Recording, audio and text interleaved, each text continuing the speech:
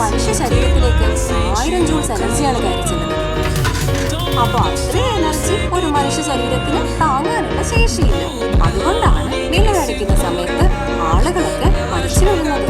ടീച്ചറെ, ഇപ്പൊ മിന്നലടിച്ചിട്ട് മരിച്ചില്ലെങ്കിലോ?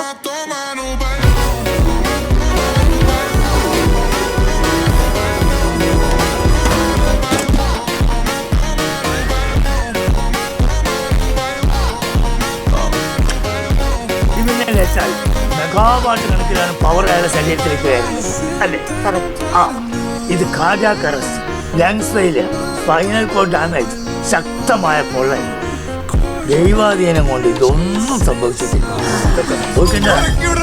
ഉഷയോട് അങ്ങനെ ഓർത്തരം സംസാരിക്കാൻ പാടില്ല. മുതല ഇത് നാട്ടുകാരോടോ പോലീസുകാരോടോ ഒന്നും പറയാൻ നിൽക്കണ്ട. എന്നെ പിടിച്ചിടാനുള്ള വലിപ്പൊന്നിപ്പോ ഇവിടെ തൂറ് ജയിലിക്കുന്നു. തന്തയില്ലാത്തവനെ, നീ അന്ന് എൻ്റെ മോളോട് എന്തോ ഡയലോഗ് അടിച്ചത് പുറത്തൊരു വലിയ കാശുകാരനാവും.